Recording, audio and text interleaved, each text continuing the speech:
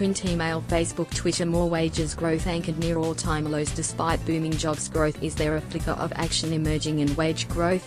The recent release of Enterprise Bargaining Agreements, EBAs, from the final quarter of 2017 certainly showed promise. EBAs rose by 2.5% over the quarter. That might have been a marginal improvement on the record low growth over the previous 3 months, but at least it was heading in the right direction after a year in reverse. The pickup was broad-based, across both public and private sectors and flowing through to workers from construction and through to the down-at-heel retail trade. Despite that, there is little expectation it will suddenly spark a surge in aggregate wages growth when the Australian Bureau of Statistics publishes its latest data on Wednesday. The consensus view is the Wage Price Index, WPI, will rise by around 0.6% over the quarter, giving an annualized growth rate of 2.1%. In other words, pretty much where it has been for a couple of years, bumping along at, or near historic lows. The WPI is one of a number of measures of wage growth, and perhaps the purest, at least in the eyes of statisticians and Treasury officials, as it tracks changes in salaries where the quality and quantity of jobs are held constant. Other measures such as in the national accounts, or average weekly earnings, are broader, highlighting changes such as the shift to lower paid work, have been similarly weak. In the last national accounts, GDP figures, average wage growth, including bonuses and superannuation, was 0. That was no great surprise as it has been tracking below 1% for several years. The big conundrum is why booming jobs growth is not delivering a healthy wages outcome, the way economic theorists and federal government ministers insist it will. The problem lies in the composition of the jobs data and the fact there's still a lot of spare capacity in the jobs market. The best measure of spare capacity, the underutilization rate, made up of the unemployed and those looking for more work, has hardly budged in 4 years despite booming jobs growth. Robust population growth has not only fueled that boom, it has kept the pool of available workers topped up and put downward pressure on wages. When will the jobs boom deliver on higher wages? The mantra from the government, the Reserve Bank and most market economists is the momentum of jobs growth will deliver higher wages, eventually. Nailing down what is meant by eventually is a tough task. There have been disturbing signs things are slowing with 2 soft months of employment data, and the record 16-month run of jobs growth coming to an abrupt end in February. That looks like it has kicked eventually a bit further down the track. 2 forward-looking insights in the employment market, ANZ's Jobs Ads Series and NAB's Business Survey, are telling 2 different stories. ANZ says momentum is slowing, NAB is still a jobs bull. To smooth over their differences, ANZ has bundled both sets of data and thrown in the employment prospects figure from Westpac's consumer sentiment reading for good measure to come up with a new figure, the Labour Market Indicator, LMI. ANZ's David Plank says the LMI points to employment growth continuing but at a slightly slower pace than the 3% seen over the past year. This moderate slowdown in employment growth doesn't come at the expense of a higher unemployment rate, however, Mr. Plank said, while ANZ's view is this should translate into a gradual acceleration in wages and an eventual tightening by the RBA, just when remains elusive. Stronger wage and employment data in the coming week will be an important step in the right direction. Disappointing numbers? Then eventually disappears a bit further over the horizon and wage growth is likely to remain weak well into next year, and probably beyond. Consumer confidence and the budget. Westpac's consumer survey will give the federal government an early idea of how its budget went over with consumers. Westpac conducted its respected and long-running survey last week, so it should capture consumers' initial thoughts, which is an important consideration given the budget centerpiece was a tax package to stimulate consumption spending. In recent times, optimism and pessimism have been reasonably balanced. Capital Economics' Paul Dale suspects the budget will provide a small boost in confidence. By way of reference, confidence fell a tad immediately after Treasurer Scott Morrison's 2017 effort. The previous 2 budgets before inspired solid rises. It seems far more likely than not that the income tax cuts announced for lower and middle income earners should provide some boost, Mr. Dale said.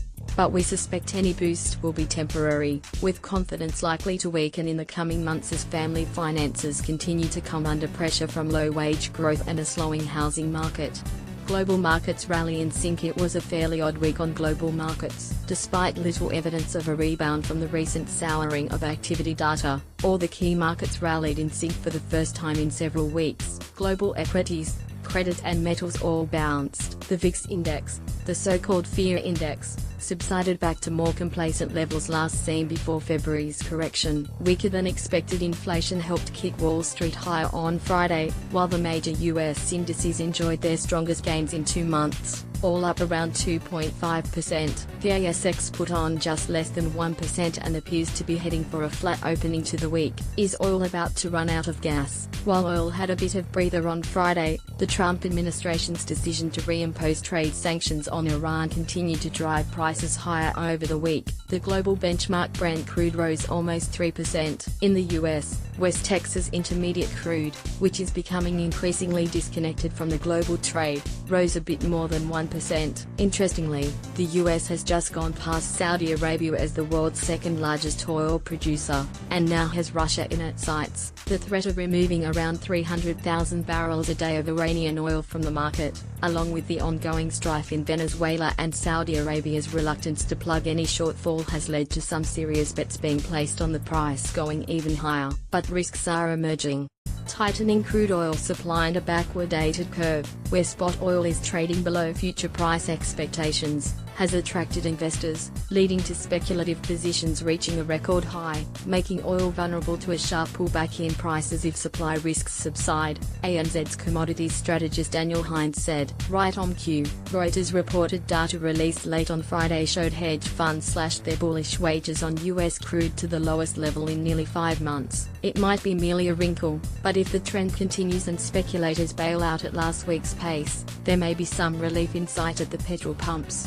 On the other side of the equation, Mr. Hines also points out the modest net long positions in gold could lead to a pretty solid rally if geopolitical risks keep rising. China rebounds after slow start to 2018 for the big iron ore producers and investors. The important news of the week will be the monthly Chinese data dump, in particular industrial production and infrastructure spending. There was a strong peak in March, with total fixed asset investment in the real estate sector up by more than 10% over the year, the strongest growth in more than 3 years. April's data is expected to be pretty much in line with the recent rebound. The stars seem aligned for steel prices, and by extension iron ore. At the moment, Chinese steel-making activity has jumped at a time inventories are falling, while iron ore supplies have been disrupted. Mr. Hines said after a soft start to the year, the outlook for the iron ore market has picked up in recent weeks. Our expected surplus for iron ore supplies in 2018 has all but evaporated, he said. We maintain our view that iron ore prices have limited downside and expect prices to push back towards $69 a ton over the next few months. Japan's economy back in reverse. The other big question of the week is whether Japan's spluttering economy has gone into reverse again. The consensus view is it has, and GDP shrank over the first quarter due to weak private consumption and softer export demand. The expected 0.2% contraction ends 8 consecutive quarters of growth, not quite in the same league as Australia's 108 recession-free quarters, but it is still Japan's best run since its economic bubble burst in the 1980s. However, it does not necessarily signal Japan's economy is going under again, more like bogged in a soggy patch caused by a particularly bitter winter. Australia Date Event forecast Monday 14/5/2018 credit card purchases and balances Ma. We're spending around $25 billion a month on cards and owe $52 billion on them. Tuesday 15/5/2018 RBA minutes and speeches. Release of May board meeting minutes and Deputy Governor Guy Debelle delivers 2 speeches. Wednesday 16/5/2018 wage price index QUAN, still plodding along,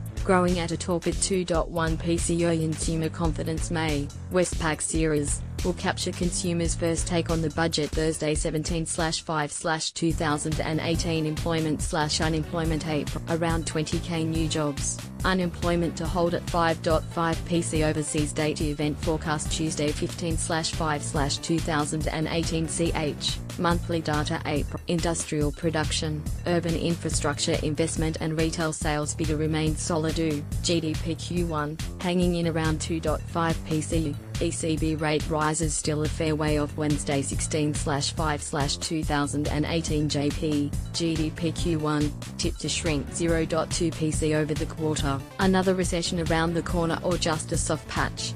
CH new home prices Ma, plus 0.4 PCMOMAU, inflation April weakened getting weaker, around 1.2 PCU use, industrial production April growing at a steady 0.5 mom print email face